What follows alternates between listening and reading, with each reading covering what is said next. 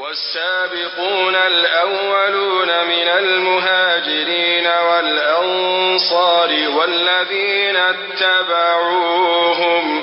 والذين اتبعوهم بإحسان رضي الله عنهم ورضوا عنه وأعد لهم جنات تجري تحتها الأنهار خالدين فيها أبدا ذلك الفوز العظيم.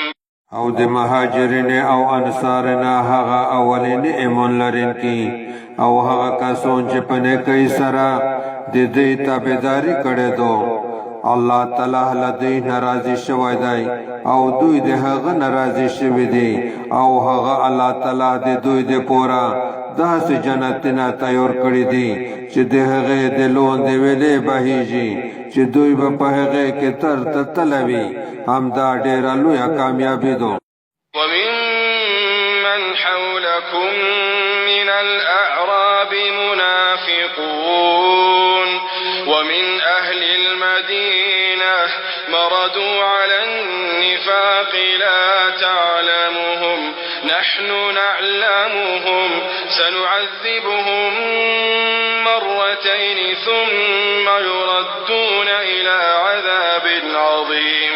او د توس په شاوخه کې چې د باندې خلک دی په هغه کې ځنې منافقان دي او ځنې د مدینه د اوسیدونکو نه هم چې په نفاق باندې ټینګ شوي دي ته هغه نه پیژنې میج یې پیژنې ضرب میج دوی ته دوه ځل عذاب ورکو بیا به دوی ډېر لوی عذاب ته وروګرځول شي. وآخرون اعترفوا بذنوبهم خلطوا عملا صالحا وآخر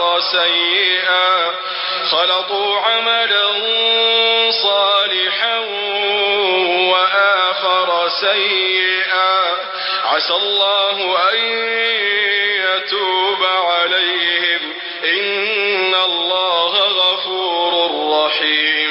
او ځنې نور خلق دی چې په خپل ګناهونو قایل شوي دي دی نیک عمل او بل بد عمل سره ګډ کړی دی امید دی چې الله تعالی به په دوی رجوع وکړي بېشک الله تعالی ډېر بخښونکی بې حد رحم کوونکی دی.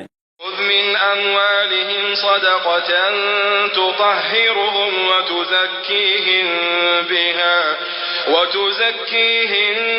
بها وصل عليهم إن صلاتك سكن لهم والله سميع عليم.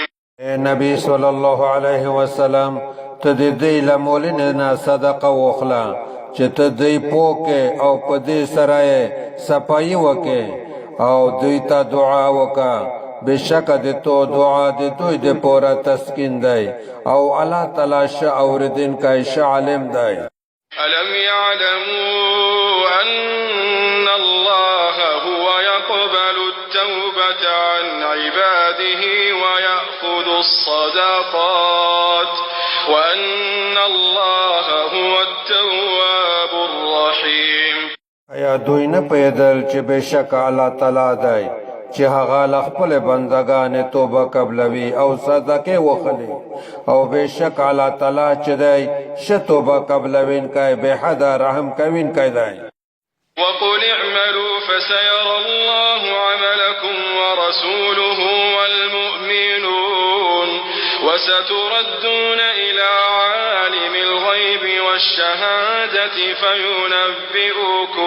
فينبئكم بما كنتم تعملون.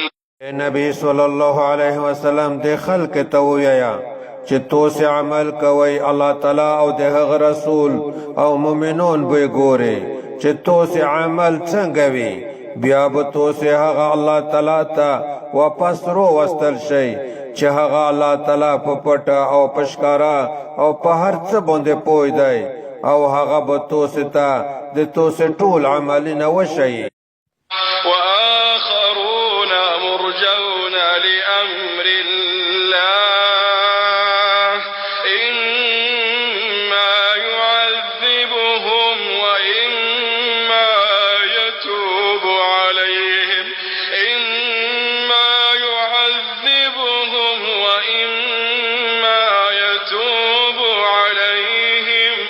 والله عليم حكيم.